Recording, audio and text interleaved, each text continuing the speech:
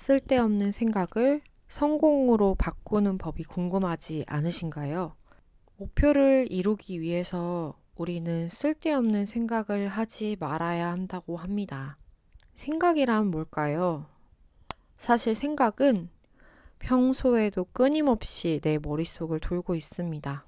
오늘 무엇을 먹을지, 그리고 저녁에는 몇 시에 잘지, 그리고 어떤 사람들을 만날지, 이런 다양한 생각들이 내 머릿속을 부유합니다. 여기에서 우리가 생각하는 것들의 단편을 모으게 되면 내가 집중하고 있는 근원이 무엇인지 보입니다. 다시 말하면 생각의 근육이 커지고 있는 거죠.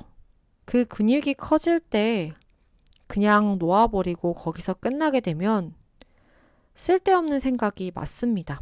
하지만 그 생각에 대해서 계속 질문하고 또 질문하게 되면 결국 나만의 해답을 찾게 됩니다. 사실 생각해보면 별것 아닌 질문들이기도 합니다.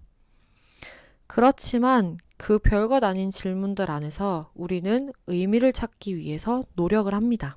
어릴 적 질문이 많으면 우린 칭찬을 받았어요. 하지만 중고등학생이 되면서 공부에만 집중하라는 무언의 압박을 받게 되죠. 정상적인, 우리가 보편적으로 알고 있는 성공의 범주에 나를 맞춰 생각하게 됩니다. 하지만 호기심을 가지고 작은 단서와 근거를 넣어서 나의 이야기를 만드는 사람들이 바로 성공하게 되는 건데요. 여기서 들레즈의 철학, 차이와 반복의 책을 한번 살펴보면 좋겠습니다. 들레즈는 반복의 고유한 역량을 찾는 것이 현대사회의 과제라고 말했습니다. 같은 일을 반복하지만 이 안에서도 차이가 있다는 것이죠. 즉, 집중해야 할 건 단순한 반복이 아닌 그 행위를 응시하는 것이 매우 중요합니다. 구체적인 예를 들어보겠습니다. 우리는 꽤 많은 옛날 명곡을 리메이크합니다. 원곡자와는 다르게 나의 방식으로 그 노래를 반복하는 거죠. 91년도에 나왔던 양희은 선생님의 아침 이슬을 2007년도에 아이유는 다르게 불렀던 것처럼요. 똑같은 나라는 생각을 하고 있지만 어제의 나와 오늘의 나는, 그리고 1년 후의 나는 다릅니다. 수많은 사람, 사물이 상호 접속하고 배치되는 무한한 변화 속에서 존재하는 우리에게 차이 없는 반복이란 없습니다. 즉, 같은 생각을 끊임없이 고찰하는 과정에서 쓸데없는 생각을 유의미한 것으로 바꿀 수 있습니다. 여기서 저는 뷰티 인사이드라는 영화가 떠오르기도 했습니다. 본질은 동일한데 외모가 변하는 사람.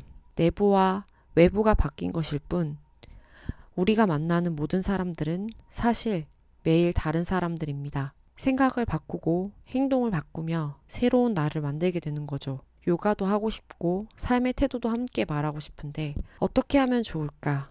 이 고민을 저는 거의 3년 정도 해왔습니다. 끊임없는 수련을 하면서 저는 삶의 태도에 대해 떠올렸습니다. 그러자 제가 하고 있는 이 행동을 똑같이 전달하면 되겠다는 생각을 하게 되었죠.